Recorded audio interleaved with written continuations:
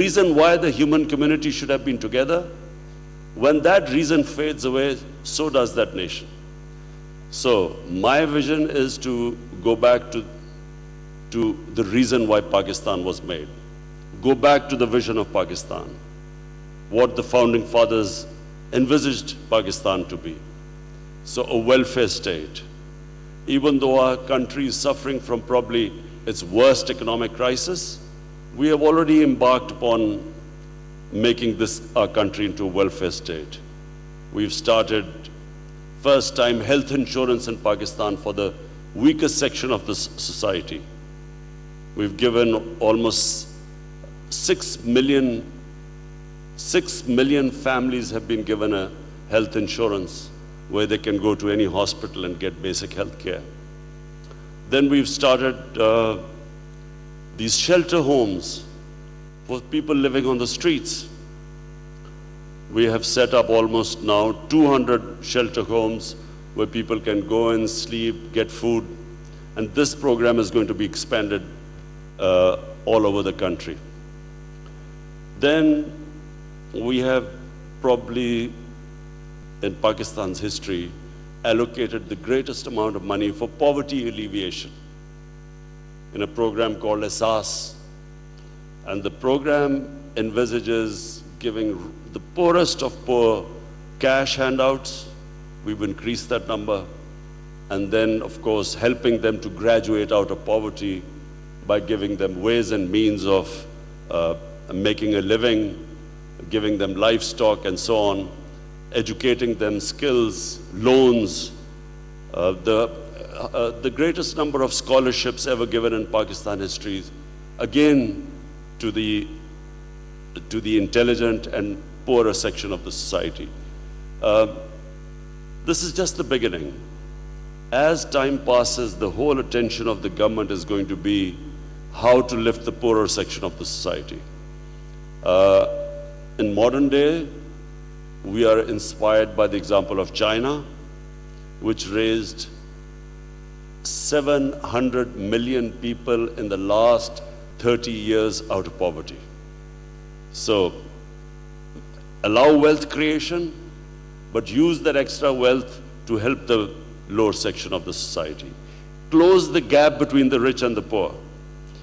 And this, for me, is the society we want in Pakistan, a civilized society. Rule of law, we have a big problem in our country. There's a certain elite section of the society which is above law, which considers itself above law. We have developed these mafias over a period of time, cartels, use their power to artificially raise prices which the poor people have to pay. So political mafias. So the two-tier, one to raise people out of poverty, second to fight these mafias which are keeping this country back. So that's in a nutshell my vision of Pakistan. And let me just now go on to the other reason, because this is the Islamic Center. I came to Malaysia this time. Number one, it's always a pleasure to meet our role model, Dr. Mahathir Mohamad, who we consider someone who's a statesman who's changed the destiny of so many people.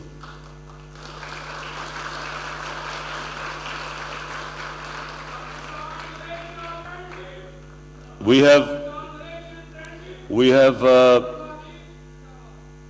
have seen how Malaysia transformed in my lifetime, how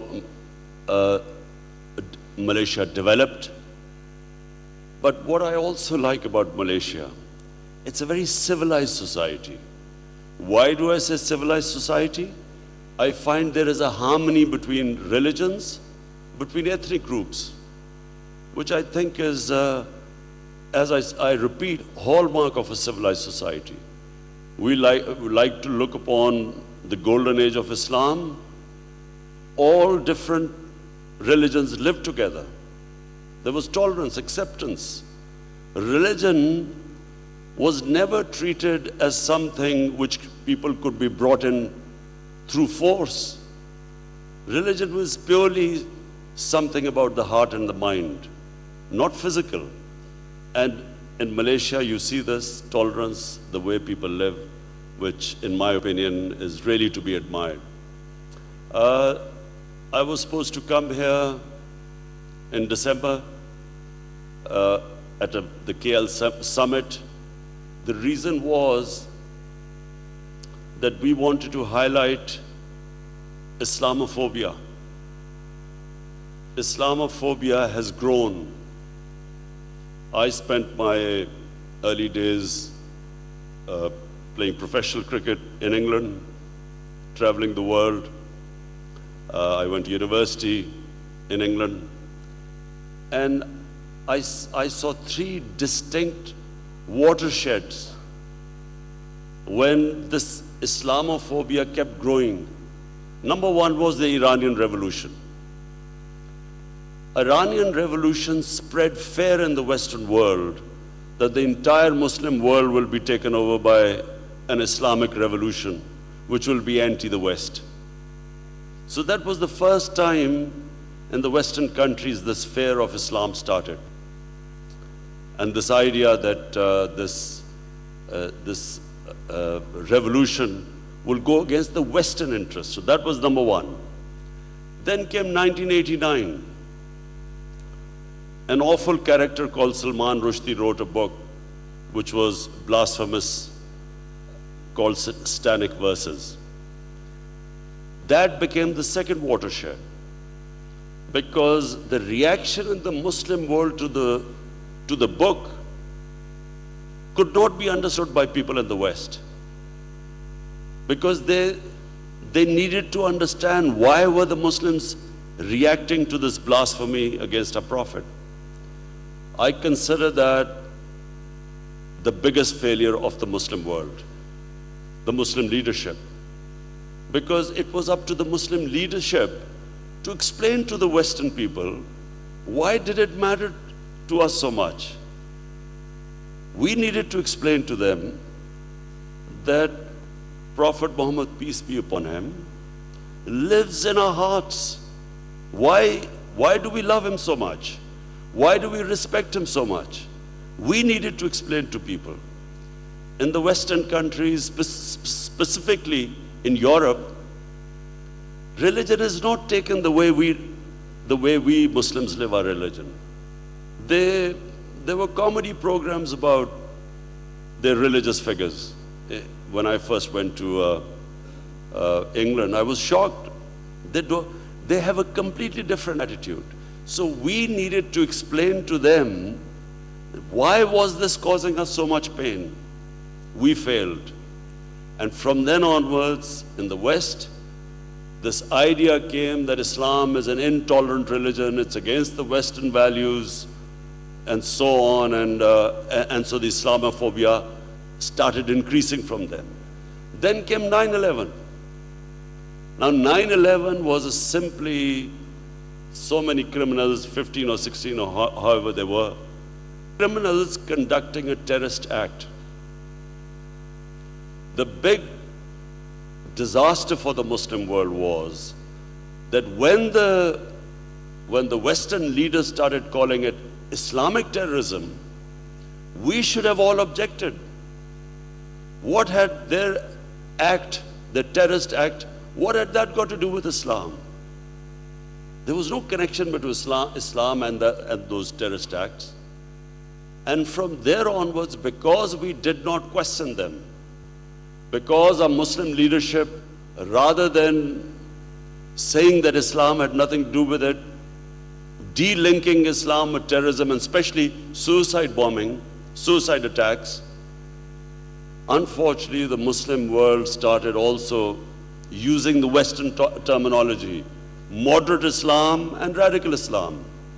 And that, I'm afraid, was the worst thing that happened to Muslims all over, especially Muslims living in Western countries. Because how was the common man in the street, how was he going to distinguish between a moderate Muslim and a radical Muslim?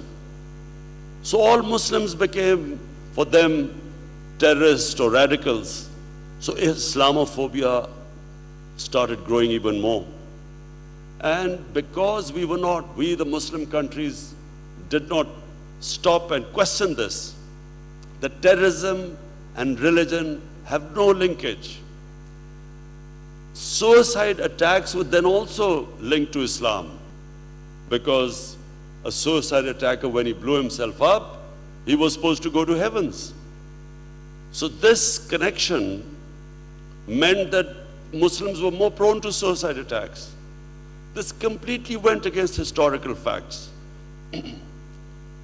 Japanese kamikaze pilots at the end of Second World War did suicide attacks. No one blamed their religion. Tamil Tigers, in fact, before 9/11, majority of suicide attacks were by Hindu Tamil Tigers. Quite rightly, no one blamed religion for that.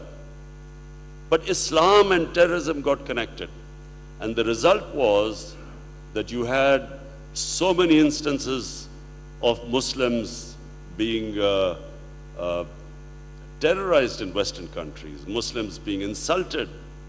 Even worse, like that guy in New Zealand who walks into a mosque and shoots 50 worshippers because he couldn't tell what was the difference between a normal Muslim and a terrorist or a radical Muslim. So this was the big disservice we did to Islam.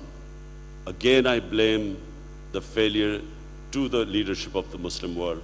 And that's why when I spoke to Prime Minister Mahathir in New York during the United Nations General Assembly, and I spoke to President Erdogan, the idea was that we would meet here and we would highlight this and form some sort of a media that actually corrects these misunderstandings about Islam, some deliberately done by those who want to demonize Islam, but most of the time because of ignorance.